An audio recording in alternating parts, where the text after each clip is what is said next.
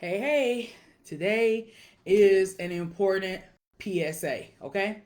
You might not be online today because of the election results, but if you are and you fired up, I want you to come in, okay? You may not know this about me, but I actually started off as a financial literacy educator.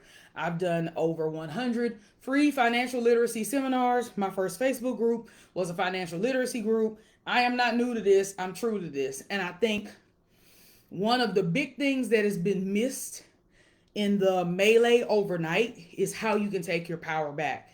Now, one of my top Clifton strengths is futuristic, meaning I don't dwell in the past. I'm worried about what I can do moving forward. And while there are some things that are completely out of your control, like who wins elections or what kind of laws or bills are passed, there are some very real things that are still in your control, and a lot of us just don't maximize those things because we don't know to. All right. So, I've never been a high income person. I did not marry rich, and I have filed personal bankruptcy. So I am incredibly qualified to deliver this live to you today to talk about what are some real things you can do. Most of the people who follow me are business owners, but most of business owners aren't making six figures. So if you only pay yourself $2,000 a month, this is for you. Okay, we're going to talk through some things you can do in real life to move yourself forward, because America benefits, it thrives when you stay uneducated, when you stay poor or middle class, when you stay anxious, worried, fearful. Those are things that make you easy to control and easy to manipulate. When you have power, you can move forward. You know, one of the things I noticed when I worked in banking was that there were certain ethnicities of people who wouldn't come in and get loans from the bank. They didn't care about our money because they had their own money, and they were able to move different than the people who came in the bank like, hey, unless you give me this loan, I'm not going to be able to furnish my kids nursery or send my child to college. Money is power, whether we want to admit it or not. And now is not a good time to be coy and act like you don't need more money. So let's talk a little bit about some things that you can absolutely do now to move your net worth forward so that you are more in control of your own life and you can weather the storms of whatever is coming better. First things first is savings cushion. The average American can't even put their hands on $1,000. If that's you, don't beat yourself up. Just make that the goal, okay? What can you do to put money in your savings account right now today? Can you move $5? Can you move $10? Can you move $25 into a high yield savings account? And here are my favorites. My favorite high yield savings account is Marcus. Marcus.com is owned by Goldman Sachs. Right now, it's paying 4% annual percentage yield. So that's way higher than your traditional bank. If you've got bank accounts at Wells Fargo or Bank of America, Discover Bank also has a really good savings product, and American Express also has a really good savings product. There's no minimum to open the account, and it keeps your money from being commingled with bill money. So having money in a high yield savings account, gamify it, right? Download one of those savings challenge PDF type documents and start to gamify how much can I save. Back when I was broke, one thing I would do was skip lunch. I would pack my own lunch from home and I would skip eating out. So let's say I would go to Subway and my sandwich was going to be $8.53. I would pack my lunch from home and then I would transfer that $8.53 into my savings account. And you might be thinking, Natalie, $8.53 is nothing. But if you add that up twice a week, every week for a year, it's tons of money, right? 853 times 2 times 52 is $887.12. That's damn near $1,000 right there just from me not buying lunch 2 days a week. It doesn't have to be a big amount. It just needs to be a consistent amount. Okay, making sure you have a high yield savings account. So that's number one. If you've already got $1,000 in savings, then I want you to look at your debt profile. Okay, most of us are spending out thousands of dollars a year in interest in credit card debt. And having, leverage is fine. I have more credit cards than the average American. You would be shocked if I told you the number of active open credit cards that I have. But most of them don't carry a balance, and only two of them are charging me interest because I'm carrying a balance on those two cards. Be very mindful when you buy something. Most of us are over consumers. I made a post today about how I bought 7 shares of Nvidia stock instead of these beautiful Aquazura pumps that I wanted. And folks were like, girl, I would have bought the shoes. I would have bought the shoes. I love the shoes. I'm still going to get the shoes, but I'm going to let my investments pay for the shoes. I'm going to let my money buy ownership in Nvidia, and I'm going to let the profits of Nvidia pay for the shoes. I don't need the shoes that bad. And if Nvidia can't buy the shoes, I damn sure don't need to be buying them. Nvidia is the most valuable company in the world right now. More valuable than Apple. If Nvidia can't buy the shoes, I damn sure don't need the shoes. So delayed gratification. A lot of y'all have buy now, pay later yourselves to death. Like if step 1 was get 1,000 in savings, step 2, stop all that buy now, pay later. Affirm, Klarna, Afterpay. I get it. It's convenient. But some of y'all got so many PayPal pay in 4s, Klarna pay in 12, Affirm pay in 24. Your paycheck ain't yours no more. I remember when I filed bankruptcy. And the reason I filed bankruptcy was because when I got paid, I ain't get paid. My creditors got paid. I was literally only working to pay off debt. And there was no end in sight, even though I was working 2 jobs. Because even working 2 jobs, I was scraping by to make my minimum payments. And just because stuff don't show up on your credit report doesn't mean that you need to owe it. Whatever it is, if you got to buy Ticketmaster tickets and pay over 12 months, you don't need to go to the concert. Like, we need to stop letting other people push down on us what our desires are. I want to go see Cat Williams, but it's in March in Atlanta. Do I want to pay $500 for myself for the ticket, plus $500 for whoever I want to go with me because I don't want to go alone? Then I got to drive to Atlanta. Then I got to pay for a room or two, a night or two. Then I'm going to go out to eat, and then I'm going to have some drinks. And next thing you know, I just spent $3,000 to go see Cat Williams. I'm sorry, but sir, you're on Netflix. Like, if I got it like that, if I got $3,000 in March, I'll go. I might do it for my birthday. My birthday is February 24th, but I damn sure don't have to buy them tickets right now. And I damn sure don't have to invest that much. A lot of us are still paying off stuff from last Christmas. Christmas before last Christmas. Some of y'all still paying off your honeymoon and you've been married 10 years. Debt is crippling to your net worth. Debt keeps you in bad jobs. It keeps you overweight. It keeps you stressed out. It keeps you stuck in America if you want to move. It keeps you complicit in this system. Debt is the new slavery. And again, I use credit cards like it's nobody's business. You can't imagine how many credit cards I have, baby. I love my credit cards. I love my points. I love my miles. But if you're using credit to overextend yourself, if you're using credit like an extra paycheck, A, you're going to be in trouble.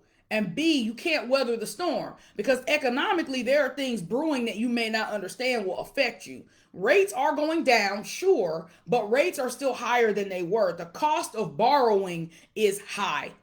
The cost of borrowing right now is high, and the earnings on savings are historically low. So if you owe $20, $30, $40, $50,000 in credit card debt, what do you owe it on? Be honest with yourself. Go look at your credit card statement to see what you're buying, right? Credit will let you extend past what you pay yourself. So looking at step 3. Step 3 would be, what is your actual budget? How much do you pay yourself and how much do you spend every month? And you might be like, well, Natalie, I can't spend money I don't have. BS, you absolutely can spend money you don't have. You absolutely can spend money you don't have because of the effective use of credit. The credit card companies exist to keep us addicted to buying things we cannot afford. That is their entire purpose. They want you to spend as much as possible and pay as little as possible in minimum payment so that you are stuck in a cycle. You can run up a $5,000 credit card in one day in Neiman Marcus. Ask me how I know. Take you 5 years to pay it off. You know, the truth in lending at the top of your credit card statement. I should have had this set up where I could share a screen. Next time I'll share a screen. At the top of your credit card statement, there's a truth in lending summary. And that summary legally now has to say, if you pay just the minimum payment, it'll take you X amount of months to pay this off and it will cost you this much in interest.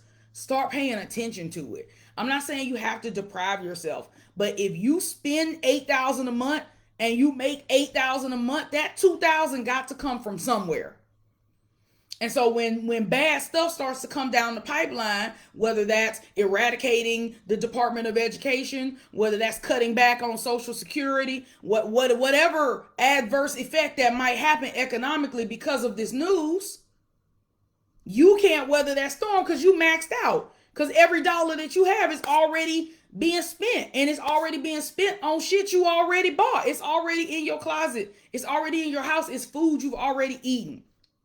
Say what you want about Nat, not traveling wherever. If I need to put my hands on $5,000, $10,000, $20,000, I could do it. I might have to liquidate some stock. I might have to have a taxable event, but I could put my hands on money. And a lot of us cannot. And it's very easy to blame the government and say the government is hateful and racist. You're absolutely right. However, you have personal dominion over your finances. America's not perfect, but it's not communist. You still have control over how your money gets spent. And when you get paid, you get to choose what you buy with it. Had I bought those shoes, everybody would cheer me on. If I would have went on Facebook and been like, should I buy these shoes? Everybody in the comments, buy the shoes, buy the shoes. You only live once, you only live once. But ain't none of y'all gonna be at my damn bankruptcy hearing if I end up having to file again. Ain't none of y'all gonna contribute to no GoFundMe because I bought a whole bunch of dumb shit. Ain't none of y'all gonna buy from me because I made poor financial decisions. So please know, people will cheer on your bad financial decisions, but they are not gonna be there with you when the dust hit. When the dust settle, you gonna be the one sitting there with $100,000 in credit card debt. Ain't nobody on Facebook gonna help you. I promise you. People will listen. One time I got broke and I went to go sell some of my stuff. First of all, used clothes and shoes, unless they're very designer, like a Birkin bag, they hold terrible value. Like, do you want to buy somebody else's shoes? Like, once somebody put their foot down in the shoe, do you really want to wear it? That's why I don't bowl. And when I did bowl, I had my own shoes and my own ball because I'm not going to be, Some things just don't have a lot of value secondhand. So we buy all this crap. Black people specifically, we're label whores. We spend more of our disposable income percentage-wise on designer stuff than any other ethnicity or person. So we love to be able to say America is racist and that's why we're poor. No, we poor because we don't prioritize things that make you not be poor. What are things that help you not be poor? What does it take to not be paycheck to paycheck? Somebody put that in the chat. What does it take to not, how much money does it take to not be paycheck to paycheck? What is the secret? If you paycheck to paycheck, how do you elevate to not being paycheck to paycheck? What is it? What is the dollar amount it take? I'm about to tell you. One paycheck's worth of savings. That's it. All paycheck to paycheck mean is that you can't make it from the 1st to the 15th without running out of money. So if you save the equivalent of one paycheck, congratulations, you are no longer paycheck to paycheck. So make that your goal. Donald Trump ain't the reason that you don't have no savings. Biden ain't the reason you don't have savings. Obama's not the reason you don't have savings. Clinton's not the reason you don't have savings. Bush is not the reason you don't have savings. Kamala would not have created savings for you. We have to admit we have not been great stewards of our money. And some of that is systemic racism. Absolutely. There are systems at play and laws in place that help keep us poor. That is, I'm from Mobile, Alabama. My mom was born in 1949. She drank out of color-only water fountains. She walked through the back door in restaurants. My parents were Black Panthers. If anybody gets it, I get it. I'm not tone deaf. I'm not telling you there's not reasons why these things happen. I'm saying now that we can see the play, we see the play. The play is keep people uneducated, keep them burdened with debt, keep them fat and miserable and anxious and on all these pharmaceutical interventions. Don't cure them, don't help them, keep them out of therapy, keep them away from their children, make them work 2, 3, 4 jobs. That's why I hate Dave Ramsey. Eat beans and rice and beans and work yourself to death while your children raise themselves. You wonder why you got a 17-year-old that can't read, because you haven't been present with his education because you work at 3 jobs. It's by design. So now that you see the play, do something about it. You know the rules to Monopoly, so play to win. We can win the spades game, so we can win Monopoly. We could play Uno so we can play Monopoly.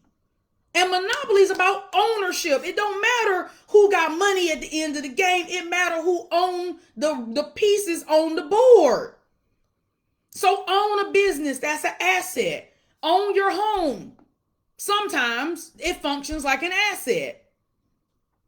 Pay off your car, so it's an asset.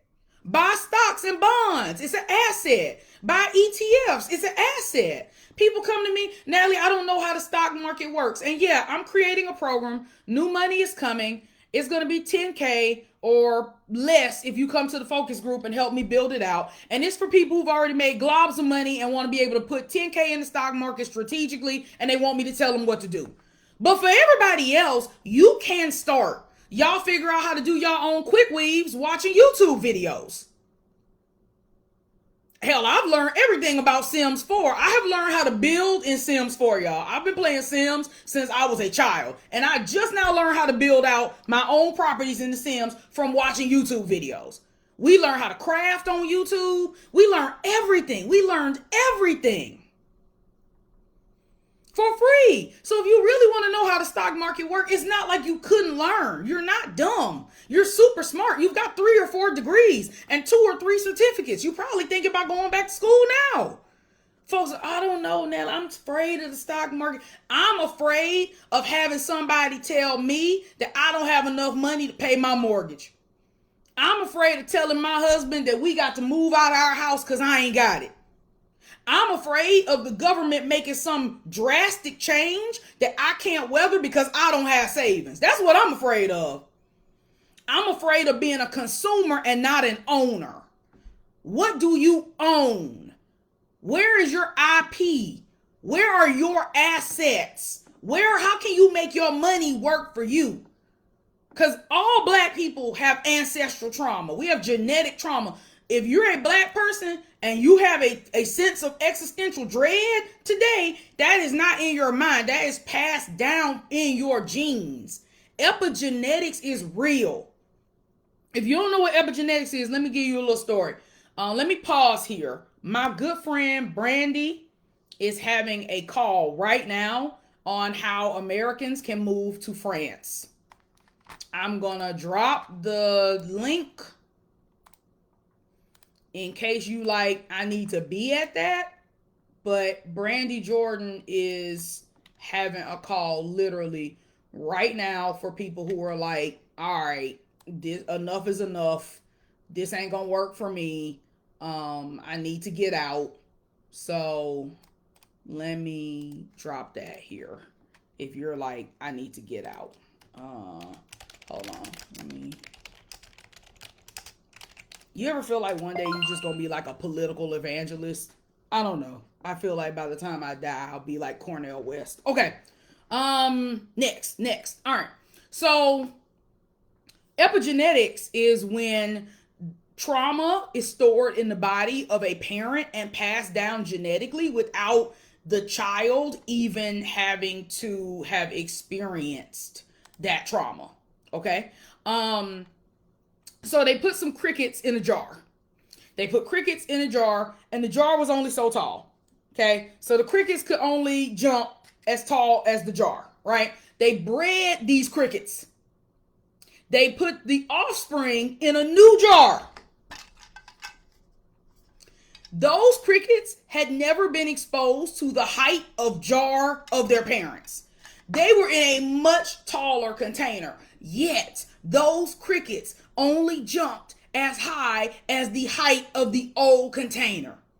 Those crickets, while biologically being able to leap much higher, were limited by the traumatic experience of bumping the top of their head from their parents. The environment of their parents affected the way they engaged in their own environment. So if you feel that dread, it's not imaginary. And white people cannot understand the epigenetics of slavery. They cannot understand. I have actually touched shackles. I have actually read the ledger where we were bought and sold in the Birmingham Civil Rights Museum, baby. That is real. But you get to do something else. And it's time. It is time. We have run out of time on the black people are behind, brown people are behind. I'm afraid of the stock market. I'm afraid of real estate. I'm afraid of crypto. I'm afraid. You can't be afraid of everything, baby. You're going to have to make some shape. This is it. If you are really terrified of what DT is going to do, then now is the time. Sit down with your budget. Have a money meeting. And I don't care if your spouse ain't on board. I don't care. I get that in my DMs all the time. Natalie, there's so many opportunities I want, but my husband's not on board. Do it anyway. Why would you sit around being broke trying to wait on somebody else? Women kill me with this. Women tell me all the time that they think that women are smarter than men. If you really believe that you're smarter than a man, why are you waiting around for a man to co-sign on the investment? Sis, you might have to make a move by yourself. I'm not sitting here telling you to steal money from your husband. But if you telling me you had a great idea, you could have owned something, you could have went somewhere, you could have leveraged your business, and your partner is not on board. One, why is that your partner? And two, why would you let that stop you? Listen, I love Dave with all my heart. But if Dave told me he was afraid of the stock market, that ain't stopping nothing. You be afraid. I have an IRA. You know what the I stands for in an IRA? Individual. You can't even have a joint IRA. So how can he control what I do in my individual retirement account? I'm going to retire no matter what he does. So why do we do that? Why do we slow ourselves down? You keep slowing yourself down waiting on other people. You waiting on politicians to give a damn about you. You waiting on the stock market to stop being volatile. You waiting on your clients to pay you what they owe you for 3 months. You waiting on your mama to stop. You waiting. When you gonna do something for you? This is it. You 35, 40, 45, 50 years old. You should be able to put your hands on $10,000. When I filed bankruptcy and went through my shame period, I was making $48,000 a year at the bank. And every 2 weeks, I would get paid. Every 2 weeks, when I would get paid, I would go to the teller window and I would take out between $200 and $500 cash. Okay, 48,000 times divided by 26. Let's do some math. That's $1,846 a paycheck before taxes. After taxes, I was making like 13 something a paycheck every 2 weeks. 1,300 every 2 weeks. Yeah, Kimberly, this is gonna be up. 1,300. So I did 1,300. I would save between $200 and $500. I would take it out cash at the teller window, and I would get them to let me in my safe deposit box. And I would put cash in my safe deposit box. Yes, the terms and conditions say you're not supposed to put cash, but the terms and conditions also say that the people at the bank cannot ask you what is in your safe deposit box. So I put cash in it. By the time I got out of bankruptcy, I had over $30,000 saved on a $48,000 a year salary. And I don't have children. If you have children, things are different. I get it. But part of why I don't have children is because I couldn't afford children. I knew I didn't have no child money. That's why I still don't have no kids. Because I know I ain't got money for the kind of childhood I want to give a child. And until I had that kind of money, I'm not going to have children. And like, I'm not saying that's not a privileged experience. There are definitely circumstances wherein you might have gotten with a man who purposely got you pregnant to entrap you in his life. I thank God I was able to sidestep that. But even now, baby, put a condom on these men. Get on birth control. Get you an IUD. Like, take back. I'm not a feminist. But when feminist women tell me that they basically are still under the constructs of what these men want them to do, I'm like, nah. Y'all fought a whole movement for this. I'd be damned if I'm a feminist that's under the regime of some man and let him get me pregnant knowing I'm the one that's going to have to pay for it. No. Nah. Never. I ain't never even had a pregnancy scare. I'd be damned. I ain't got it like that. And sometimes you just got to be honest. If anything, I am brutally honest, and it's my best and worst quality. But I'm tired of sitting around in the same spot. I'm not telling you not to be upset about the outcome, but were we really surprised? Take advantage of the wins. When Trump was in office the last time, he made some changes to the tax code that actually benefited small business owners like me. And the stock market was going crazy, just like it's going right now. So I don't have to like your ideology, but if I'm stuck with you for 4 years anyway, I might as well run a bag up. I might as well make some money on the deal.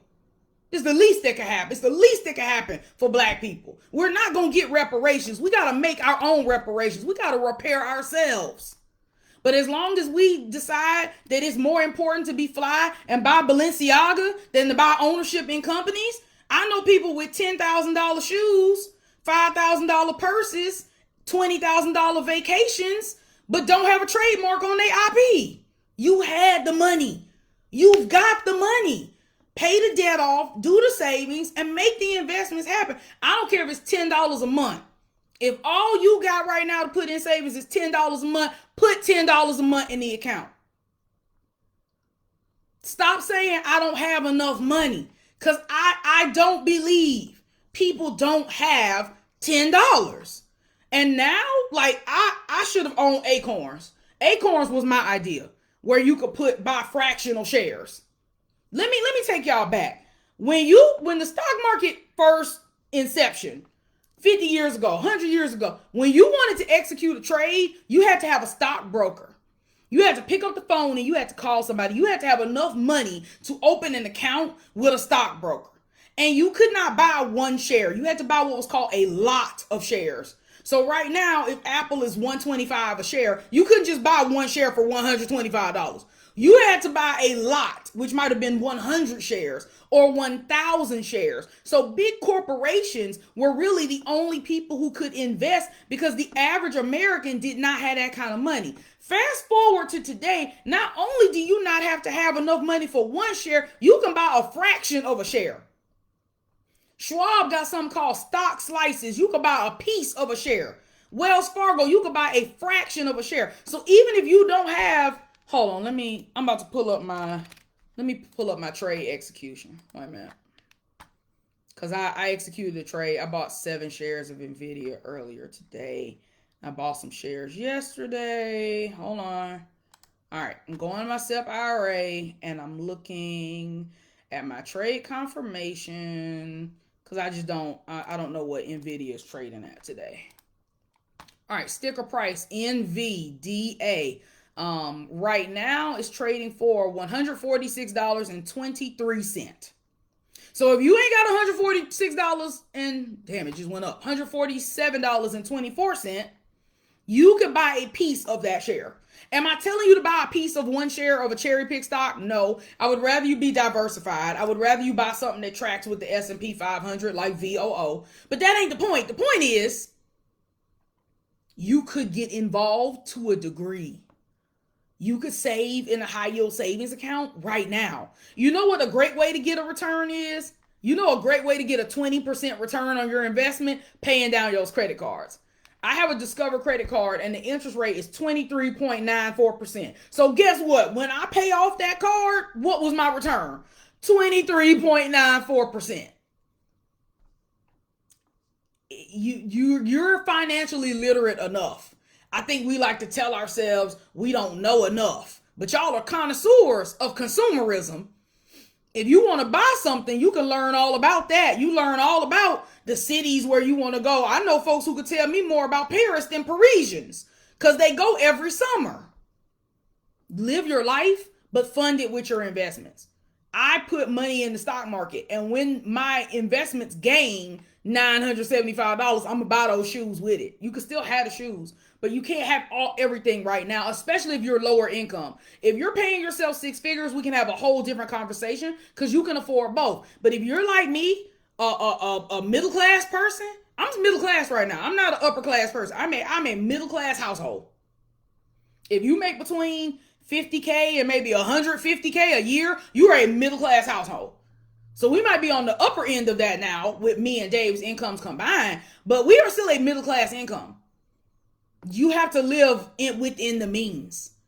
And a lot of times we just aren't smart with the way that we move with money, because we have not healed that part of us that says we deserve more, that YOLO part of us. A lot of us are trying to fill a void. Your man don't take good care of you, so you like, forget it, I'm gonna take good care of myself. I'm gonna travel by myself and I'm gonna buy my own flowers and do my own hair and do this and that. I get it, but maybe it would be cheaper to leave that man than having to date yourself. Dating yourself sounds real expensive, and maybe you can't afford that right now. Maybe you need to get with somebody who don't make you feel so inadequate that you got to spend $1,000 a month making yourself feel better. My silk press is about pressed. It's about done. It's got about one more day. And guess what? I'm not spending 70, 80, $100 on no hair right now. Why? It's still hot. That's why I sweat this one out. It's 70 degrees. Forget that. Nope. I'm going to wash it myself. I'm going to put it in some 2-strand twists. I'm going to go live and y'all still going to buy from me. Because y'all knew I was black and had 4A hair when you met me, right? Y'all saw what it was. So I ain't got to have European looking hair for y'all to buy from me. Like, sometimes we just got to be real. Sometimes we just got to tell the damn truth. I don't even have no foundation on. You can see my keloid scars. But y'all still going to buy from me, right? Sometimes we got to boss up because we're not confident enough in what we bring to the table. And maybe if you're a business owner, you need to finally get your prices right. Because if you don't have enough money to spend in your business for yourself, to save, to invest, and to give away to causes that matter, then you aren't charging enough and you aren't selling enough. I'm sick of the Democrats and the Republicans. I want to fund the libertarian. I want to fund the independent. I want to write them $100,000 check because enough is enough. But you can't do that if you ain't got no bread. A lot of us don't have any power to make any kind of economic change. You can't even take a day off for mental health because you ain't got the cash. That sucks. And I've been there. I've been on the edge of a nervous breakdown and literally could not afford to take one damn day off. No, absolutely not. Absolutely not. Absolutely not. We know better. We know better. We're too powerful. But we don't have a mindset. We're not telling ourselves. We let people tell us what's important to us. You know what's important to you. Right now, I want to get rich, period. I want to get rich, period. That's what I want to do. Oh, I got folks asking. Hold on. All right, damn. All right, hold on. Book one-time consult with Nat. If you know you ain't going to pay 5 figures for my private coaching, but you just want to chop it up one time about how you can make more money in your life or your business, I dropped a link so you can book a one-time consult with Nat. We already know better. We already got the juice. We black people are so duplicitous. We be like, we the best. We look good. The melanin popping. We have superior hair and lashes. We talk all that game. But economically, we are disheveled. And it is irritating. The only thing more irritating than America being America is black and brown communities acting like we don't have no power against it. That's the only thing more aggravating. And we can do it. I'm not any smarter than you. I'm just lazy. I don't want to work forever. I don't want to live here forever. I want to leave. I will probably live in the United States as long as my mother is living. And God willing, that will be at least another 20 years. At the point that my parents pass away, I don't know what benefit there is for me being here.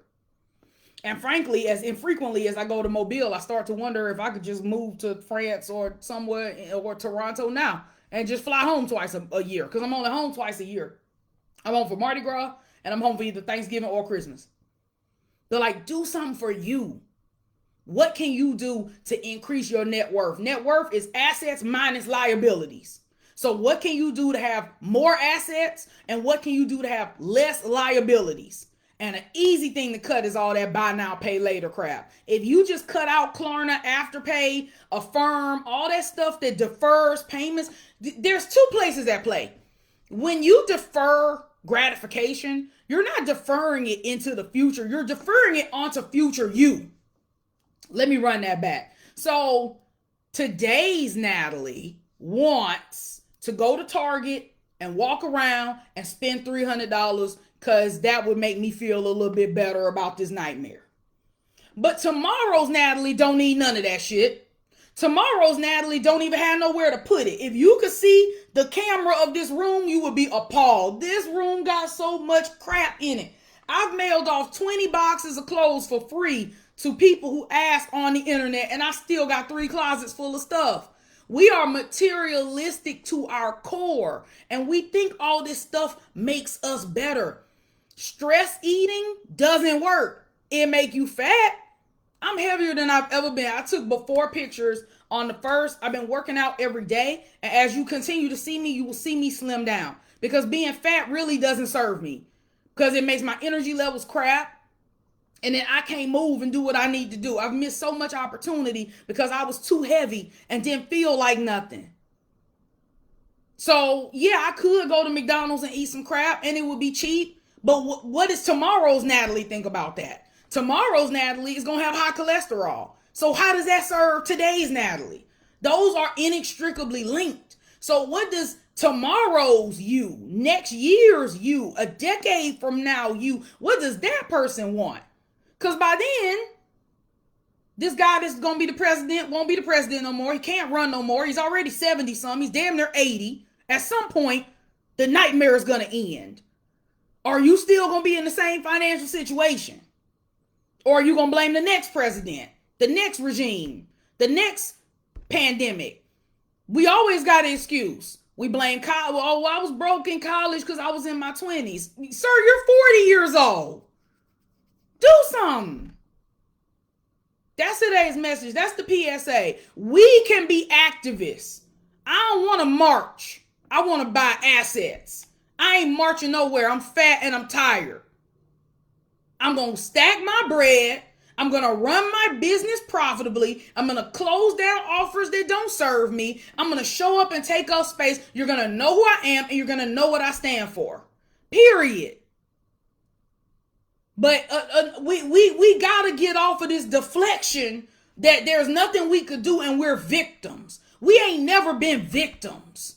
We have always fought against the system. We have always pushed back. This ain't no different. Make sure that your assets are working for you. Make sure that you have something that's yours. And I don't care if it's smaller than what other people are doing. You might go, Natalie, that's easy for you to say you got money. Man, listen. I've been broke before. Not that long ago. So I'm going to drop some free resources for y'all because I'm about to hop on that call about moving to France because you never know. And I got a French coach, so I actually know a little French. So I'm going to drop a free resource. This is what I used when I was teaching financial literacy. So it's from a company called Hands On Banking. Hands On Banking has curriculum for K through 12 as well as adults, military, and seniors. It has calculators on how much you need to retire, how much a loan is going to cost you total in interest, how much your mortgage will cost you in interest, the rule of 72, which is just how fast your investments double, completely free. I also, hold on, let me see what I can give y'all. Wait a minute.